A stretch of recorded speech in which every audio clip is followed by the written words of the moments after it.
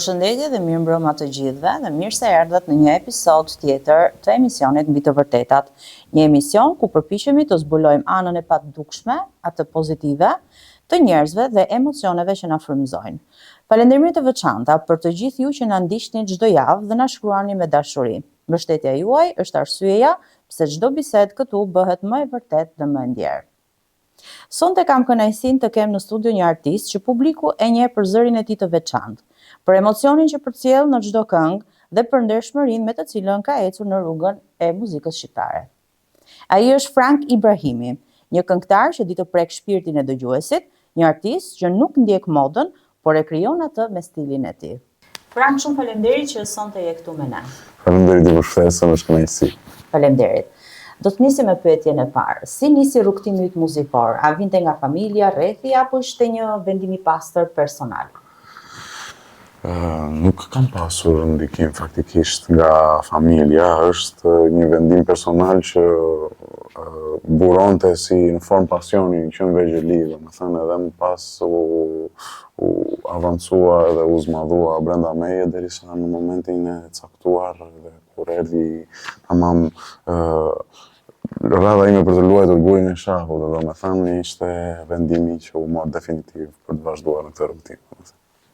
A e mban mend herën e parë që unë gjite në skenë? Çfarë kishte në atë moment? Si se mbaj mend shumë mirë se domethënë gjërat e para nuk harrohen kurrë, sidomos në rrugtime dhe anë karriere, domethënë. Mbaj mend që kam qenë 7 vjeç, 6-7 vjeç, domethënë ka qenë klasa e parë fillore edhe më drileshin këmbët, domethënë që ishte shumë e sikletshme, por që gjithsesi normalisht jam mbaj mend. Kam kënduar këngën e Gjyshes. Kë startuar, fillimisht në shkollë, në skenën e shkollës, po, në skenën e shkollës fillore ku unë isha pjesë, domethënë edhe që aty pavarësisht se me shumë frikë filloi edhe të merrej më seriozisht gjëja, domethënë. Muzika jote shpesh ka energji, ritëm, vibe urban. Si e përkufizon stilin tënd muzikor? Thank you, Ela, për pyetjen dhe për vlerësimin. Faleminderit. Si e përshkruaj unë vibe-in tim, unë dua thjesht të jem i vërtet, domethënë, nuk mendoj se kam një fjalë kyçe për të përshkruar vibe-in tim, por tani që e mendoj, mund të them energji në skenë, energji dhe vërtetësi në skenë. That's it. Çfarë të frymëzon më shumë kur krijon? Jeta personale, situata sociale apo thjesht një moment i caktuar?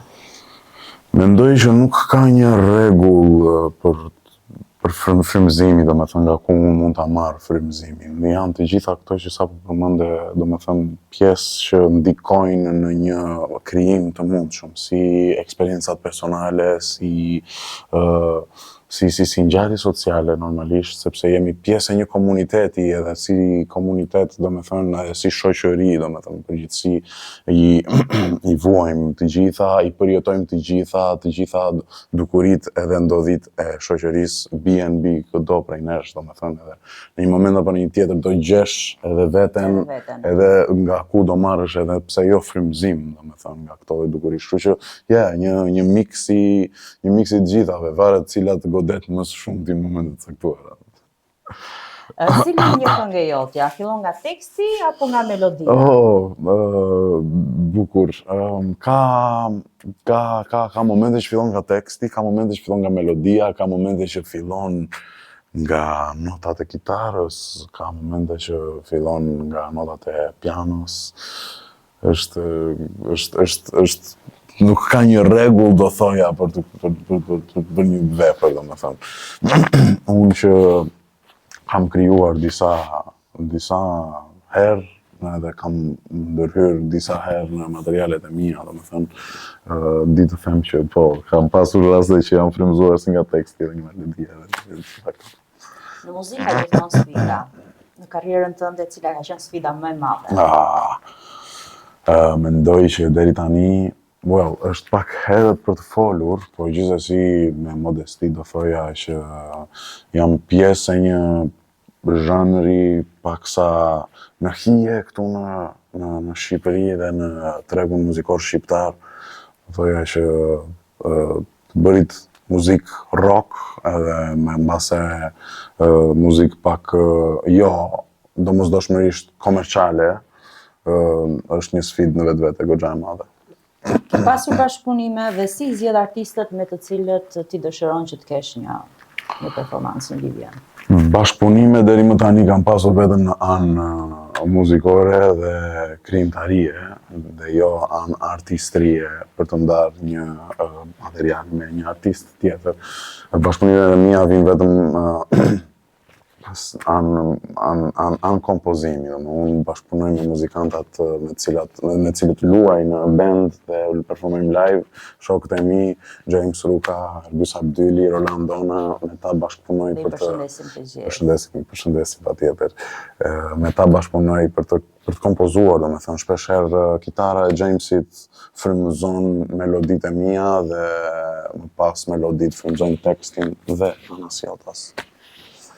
Si ndihesh kur shikon publikun që këndon në refrenin e këngës tënde në performancat e tua live? Ajo është ndjesia më e bukur.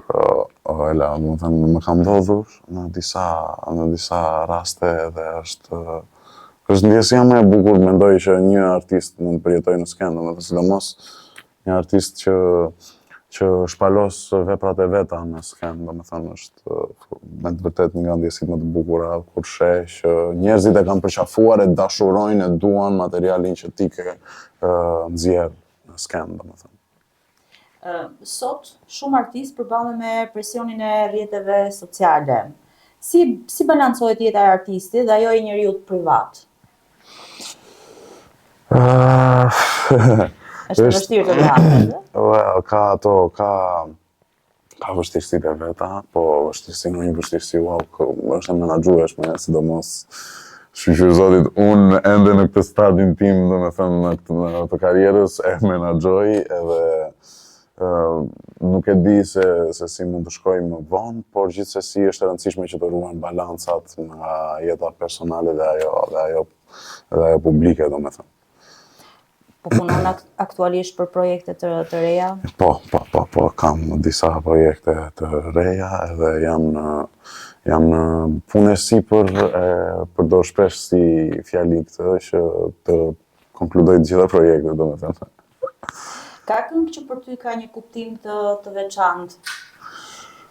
Po, normalisht që po. Unë deri më tani kam lançuar 3 materiale, një grup materiale që kemi përgatitur edhe që me shpresë do i lançojmë në vazhdimsi. Por nga këto të treja që kam lançuar, di të them që kënga Akoma është ajo që mban peshën më të veçantë, sepse për më tepër është dhe kënga e parë me të cilën unë debutova si artist edhe ka kuptimin e vet shumë ka dhe kuptimin e vet shumë të rëndësishëm edhe shumë të special tek unë. Qenë se kënga Akoma është edhe kënga pak sa më e veçantë për ty, kënga e parë që ti ke debutuar. Yes. Nëse mundesh dhe ke dëshira, mund na interpretosh pak?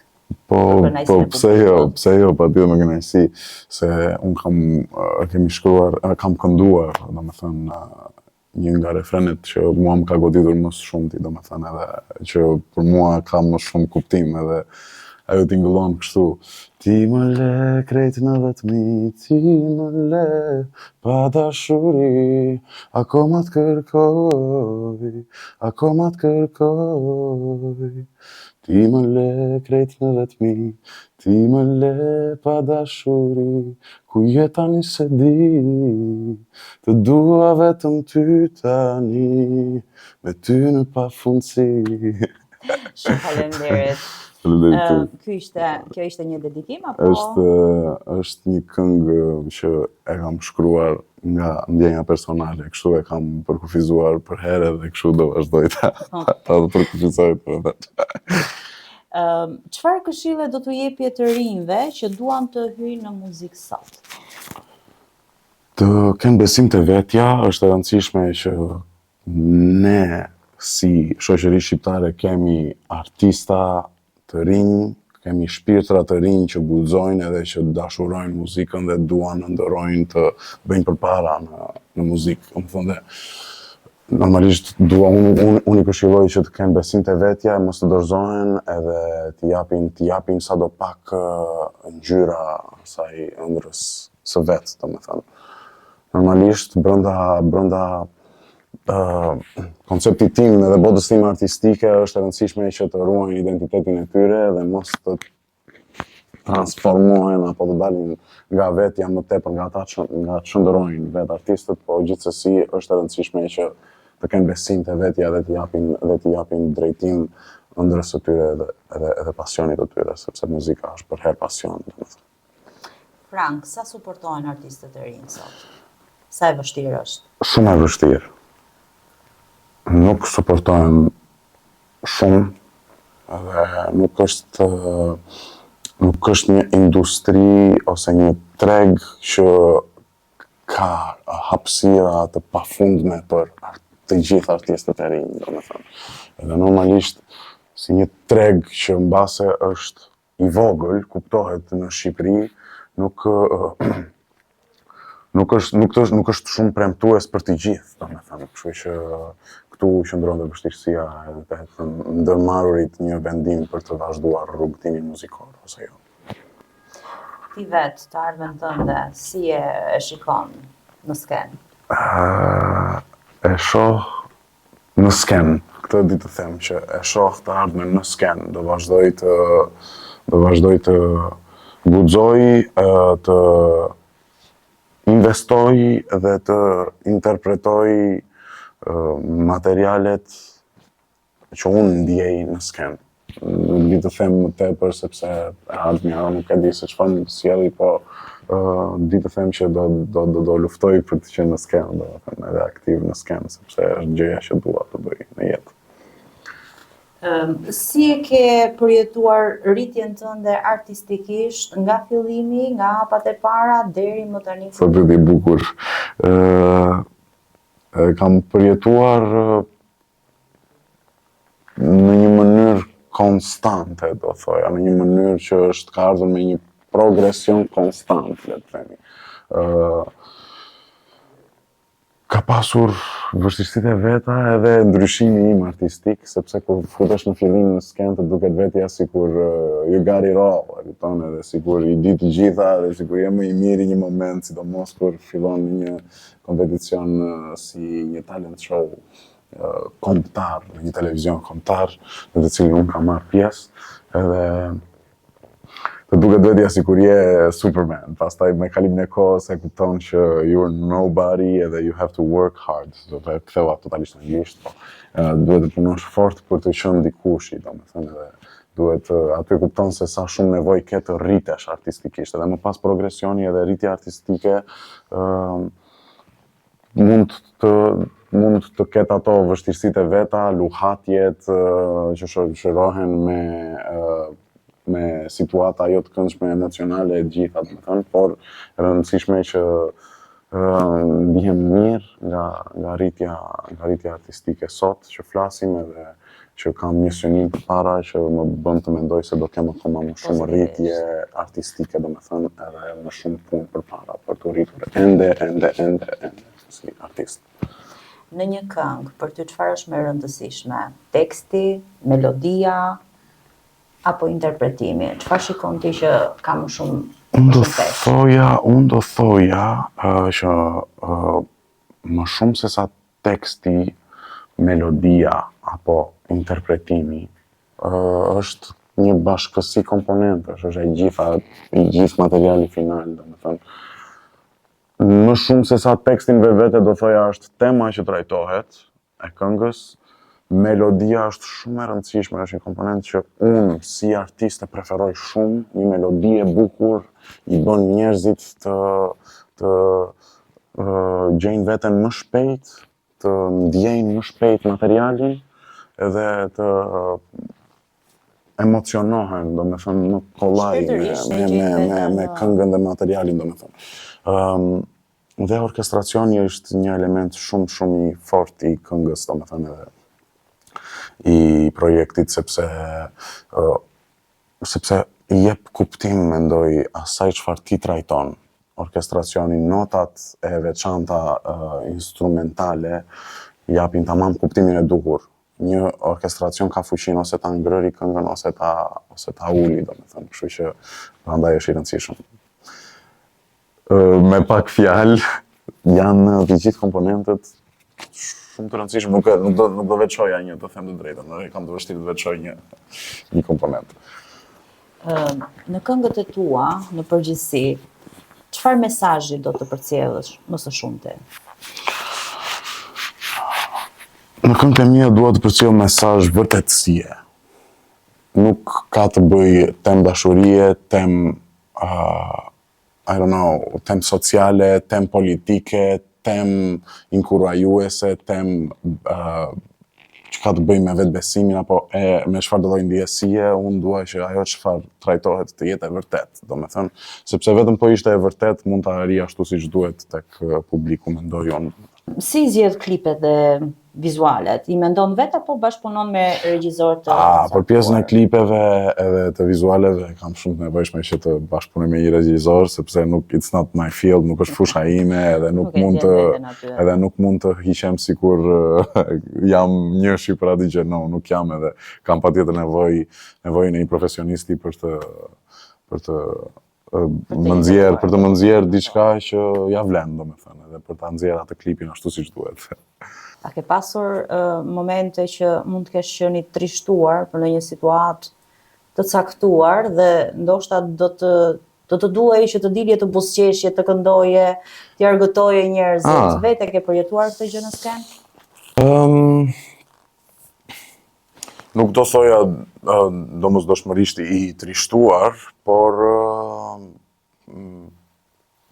ka pasur raste që nuk kam qenë gjithmonë në më të mirën time para se sa të dalë në skenë, megjithatë momentet para se sa të dalësh në skenë janë gjithmonë momente le të themi pak nervoze edhe të bëjnë të harrosh çfarë ke përjetuar pak më parë, për të fokusuar edhe për të dhënë me thënë performancën edhe maksimumin gjithmonë në skenë. Të bën një lloj pastrimi i skena edhe momentet përpara se të dalësh në skenë, domethënë. A ka ndonjë kritik që të ka ndryshuar rrugtimin në mënyrë pozitive? Kritika kam marrë shumë, unë jam vetë në rast të parë kritiku e mi madh i vetes. Edhe kritika kam marrë shumë. Do veçoja kritikën ose le të themi këshillën që shpeshherë ka ardhur në formë miqësore nga shumë kolegë edhe dashamirës edhe bashkëpunëtor të mit, edhe miqet edhe familjar, domethënë normalisht, po është ajo që thot se duhet të ruash për herë thjeshtësinë edhe të qëndrorit për herë me këmbë në tokë. Nuk është mirë të fluturosh edhe nuk është mirë të zmadhosh meritat e tua, domethënë. Mbaje i qetë edhe i gjithmonë i thjesht për të vazhduar dhe për të ecur përpara. Kjo është një nga kritikat që unë e kam vath në vesh. Okej. Në Shqipëri skena është e vogël dhe sa e vështirë është të ruash identitetin pa ju ngjitur trendit që vjen edhe ik. Është shumë e vështirë të ruash identitetin.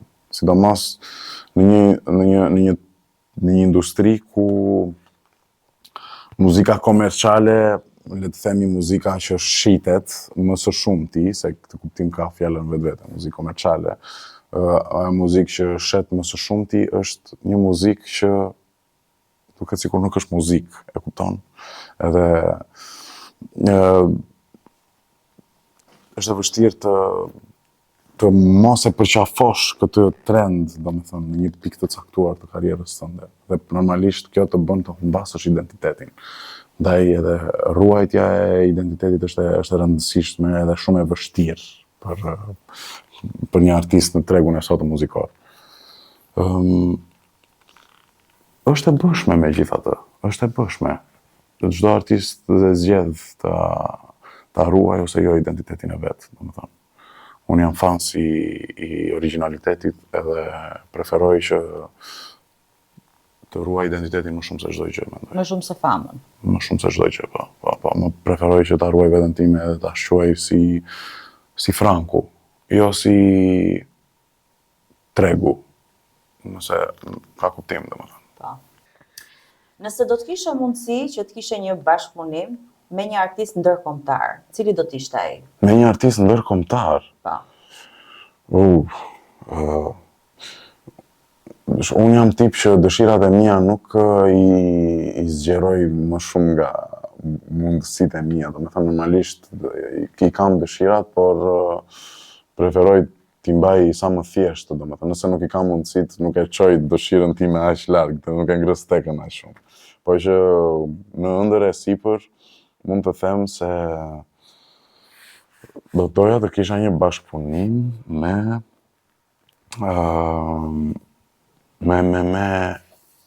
Youngblood, është një artist i ri i muzikës rock. Do doja të kisha një bashkëpunim me Damiano David. Do doja të kisha një bashkëpunim me Harry Styles. Do doja të kisha një bashkëpunim me I don't know, femra të muzikës internacionale nuk është se i ndjek shumë. Do thoja Adele, është fantastike, ku ta gjeja. Po hajde të ndërojmë, me që po ndërojmë, le të ndërojmë. Çdo gjë është e realizueshme në jetë. Okej. Mos thuaj. Okej, në rregull, unë preferoj ta gjithmonë të jem pak modest, po ta ruaj këtë modestin. Po që po Adele është e jashtëzakonshme, Rihanna do ishte fantastike, po di që ka hequr dorë pak nga industria e muzikës së fundmi, por gjithsesi me që po ndërojmë, le të ndërojmë. Ka një moment në skenë që nuk do ta harroje kur, që të ka lënë gjurmë tek ty. Një moment në skenë që nuk do ta harroja kur? Unë kam shumë momente në fakt në skenë që sa herë që ndodhin them, oh, this is a special one, kjo është e veçantë, kjo është speciale, këtë nuk do të harroj kur, po kështu. Ka si të bukura, si të sikletshme, si të mërzitshme. Do thoja një moment që nuk do ta harroj kur është kur u eliminova nga The Chemicals në X Factor. Edhe mendoj se atë moment nuk do ta harroj kur. Është moment negativ, por nuk e di pse më është ngulitur në mendje, domethënë më shumë se sa ato momentet e bukura. Momentet negative ndikojnë shumë tek ty si Frank, domethënë le të themi që si negativet si pozitivet ndikojnë tek Franku. Çdo moment ka vlerën e vet, por momentet negative duket sikur janë ato që të shtyjnë të mbash mend më shumë, kupton, sepse aty veçohen e mira nga e keqja, do thoya, tek ato momente. Edhe ndaj nuk do të harroja kur atë momentin kur u eliminova nga X Factori, nga The Chemicals. Kur ishe fëmijë, çfarë këngëtarësh dëgjoje? Unë kam dëgjuar grupin e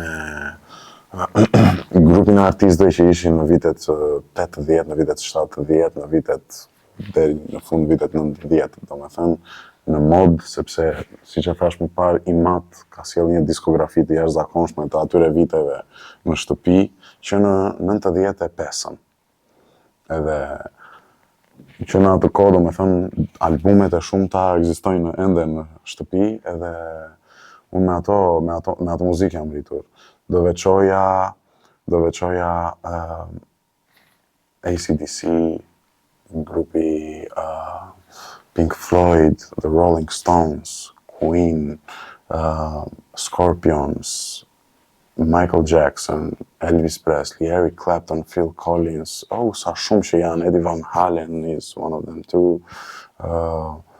Janë shumë, ZZ Top, a lot of ZZ Top, Fleetwood Mac, a lot of them too.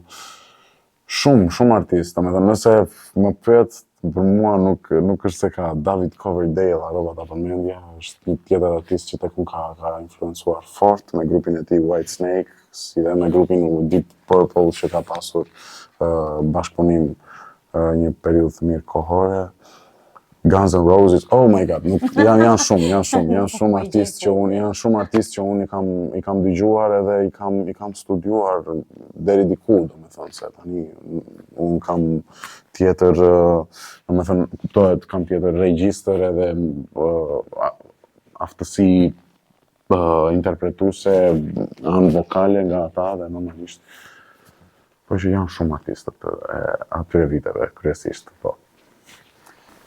Nëse muzika jote do t'ishte një ngjyrë, cila do t'ishte ajo?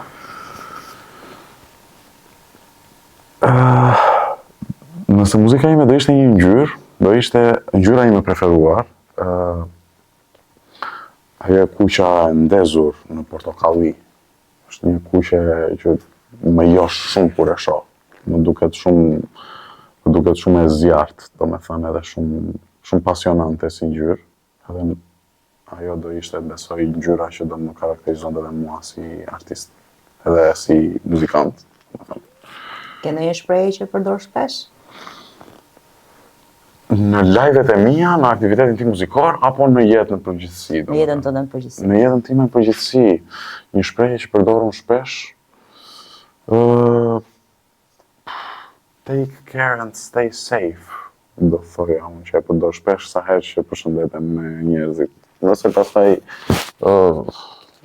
bie fjala për jetën time artistike, momentet e mia në skenë, aty e kam një shprehje që është a ka jetë sot. Kjo është shprehja që përdor. Të ndalim pak tek Kënga Magjike 2025. Mund të flasim pak për projektin, për këngën, si lindi ideja? Kënga Ma thuaj pse është kënga që konkuron si vjet në Këngë Magjike. Është një këngë që ka filluar të shkruhet në mars të këtij viti edhe e përfunduam në qershor. Lindi ideja që Franku një moment se po ndihej në më të mirën e vet, e kupton, nuk po e gjente dot atë dritën që duhet të kishte për të ndriçuar një material pozitiv dhe duket sikur ky material i ka pak nota kështu therse, se është pak e klithur në mënyrë të dhimbshme, do thoja, por jam falenderues për faktin që u konkretizua një material që është me shumë vlera, mendoj. Nisja e këngës, domethënë, starton me Jamesin. Ishte kitara e Jamesit që nisi materialin. Kemi qenë një natë së bashku në shtator, në studio, na gjeti mëngjesi atë ditë në studio, edhe në prova e sipër, në lojë e sipër në kitarë. Ai thjesht i dalin notat e para të solos së këngës, domethënë.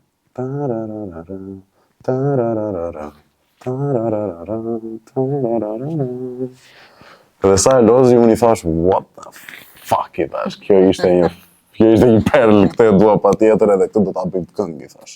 Ka qenë shtator 2024, edhe që nga ajo kohë e kisha always në mendje, edhe derisa e hodhëm në studio idenë, edhe me Jerisin më pas ju futëm punës për ta nxjerrë edhe për ta krijuar tamam një këngë të vërtetë.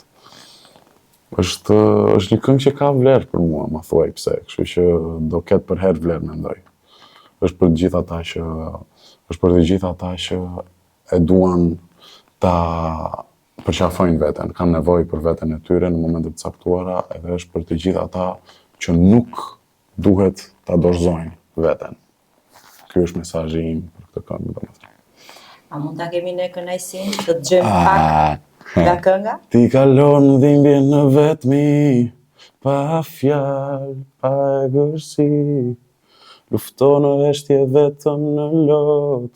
O Zot, çdo gjë duket e kot, kokën pas jo mos e kthe, Për para vetëm veten ke zemër pse, lëndon veten zemër përse, ma thuaj pse.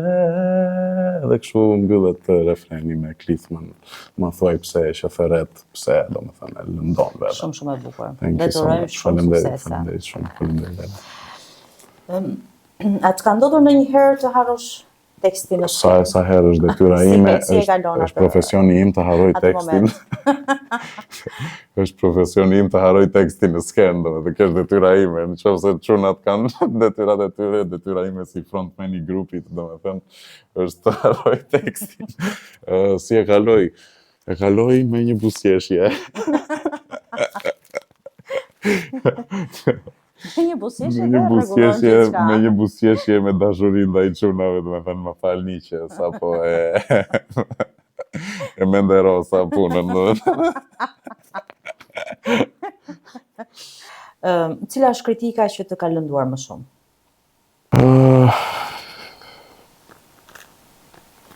Do thoja nuk je i mirë mjaftueshëm për këtë punë. Kjo është një frazë që vjen në bazë në formë kritike, domethënë, edhe që lëndon, normalisht që lëndon, po u bë kohë tani që i përqafojmë të gjitha gjërat edhe i dim ti racionalizojmë, domethënë. Kështu që në racione si për dim t'i ndajmë kush është e mirë, kush është e keqe, këtë marr ta fus në xhep, këtë marr ta hedh. Kështu që po gjithsesi po ka kritika që lëndojnë. Tani do të them më konkretisht se cilat nuk e di, po kjo që sapo të thash është një ndër to, domethënë. Kur ti vetë shikon videon tënde të parë që është transmetuar, të bën të buzëqeshësh apo të ndjesh pak turp? Ja, unë tani po qesh për shembull kur e kujtoj. Po është një buzëqeshje që vjen nga sikleti, domethënë e shikoj veten në televizion me të parë, them o çfarë pas kam shë, o zot s'dua ta shoh, ma hiç, vazhduk, nuk dua ta shoh fare. E sikletshme. Cila është frika jote më e madhe në skenë? Frika ime më e madhe në skenë,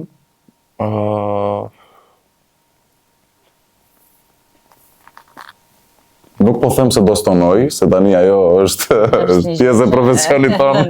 Unë jam artist që nuk stonoj shumë, domethënë, nuk parastonoj shumë. Franco nuk parastonon shumë në skenë, po frika më e madhe është për herë një ndodhie caktuar që mund të bëj ose që mund të shkaktoj realizimin jo më të mirë të performancës, domethënë. Kjo është frika më në skenë, që performanca mund të shkoj jo mirë në fund, domethënë. Nga shkaqe që mund të ndodhin aty për aty, nuk i dihen kurrë. Skena ka gjithmonë të papritura edhe. Kur thuhet suksese, për shembull që urojmë njëri tjetrin përpara se sa të dalim në skenë apo të urojmë të ecë të mbar, për këtë arsye e bëjmë që të eci çdo gjë në mbarvajtje, domethënë mos të ketë të papritura që të prishin performancën edhe të prishin gjithë planin tënd në skenë. Tani Frank do të kalojmë në një moment tjetër, një rubrikë tjetër ku kemi përgatitur pak pyetje. Ke bërë mua sot Ela, se di domethënë. Edhe unë vazhdoj të arruaj qetësinë, domethënë, e kupton? Jam aq i thelzuar sot, më ke bërë thela në intervistën, po që e mbylli enjoying it, më pëlqen. Ishte shumë kënaqësi për gjithçka çfarë u tha dhe vlerësoj shumë sinqeritetin tënd për çfarë do lloj përgjigje që ke dhënë. Faleminderit ty. Pra, rubrika që ne do të flasim tani titullohet Përgjigju ose këndo. Pra, ke të drejtë të zgjedhësh. Okej, s'kam hapur zërin akoma, do këndojmë. A ka qenë dikush në karrierën tënde që të ka ndihmuar, por ti nuk e përmend më?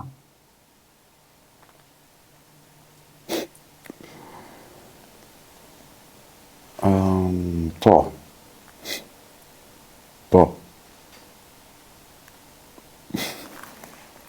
A duhet të përgjigjem? Do të përgjigjemi me emër mbi emër. Me emër mbi emër? Po. Me emër mbi emër? Ose vetëm emër. Ose këndo. Ti më le krejt në vetëmi, ti më le pa e mërtëri. Akoma s'të kërkoj. A ke refuzuar në një bashkëpunim sepse nuk e konsideroje nivelin e njëjtë me veten? Ja. Nuk ka ndodhur. Ja. No. Ka ndodhur që kam refuzuar bashkëpunime, po jo sepse nuk e konsideroja nivel të njëjtë. Ka ndodhur që kam refuzuar bashkëpunime sepse nuk më ka joshur ndoshta materiali, ose unë nuk kam qenë totalisht i lirë dhe i ngeshëm për të marrë me materialin që më është propozuar, ose me materialet që më janë propozuar, por jo sepse artisti në fjalë nuk është në nivelin tim. Jam ende shumë herët për të arritur këtë lloj egoizmi, e quaj unë, domethënë, por nuk besoj se kam për ta pasur ndonjëherë në çfarëdo lloj stadi të karrierës ta kem, edhe nuk është e bukur ti thuash dikujt që s'janë në nivelin tim, gjithsesi e kupton. Po që nuk ka pasur arsye të tilla, jo. Frank, kush mendon se është artisti më i mbi vlerësuar në tregun muzikor? Flasim për Shqipërinë, që nuk e meriton ta ketë atë emër. Unë e kam vdekje të përmend emra. Jo emër, mund të thuash vetëm inicialet ose stilin muzikor. Jo. Very superstitious, writings on the wall. Very superstitious. This question is so superstitious. A ke bën ndonjëherë këngë për dikë specifikisht, por publiku mendon se është për dikë tjetër?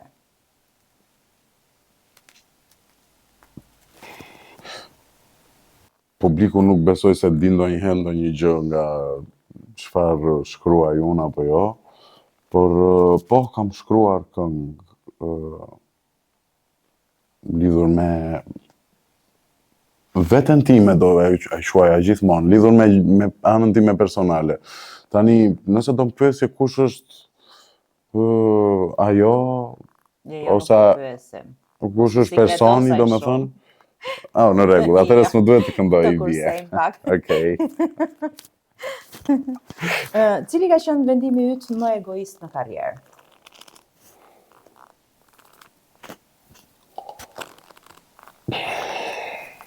Deri tani, të them të drejtën, ka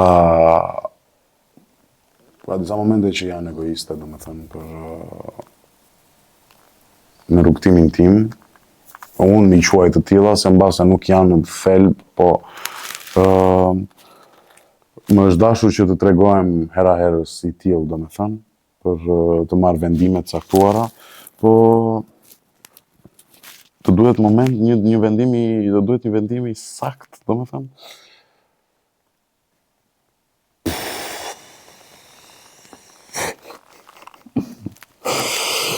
Break on through to the other side.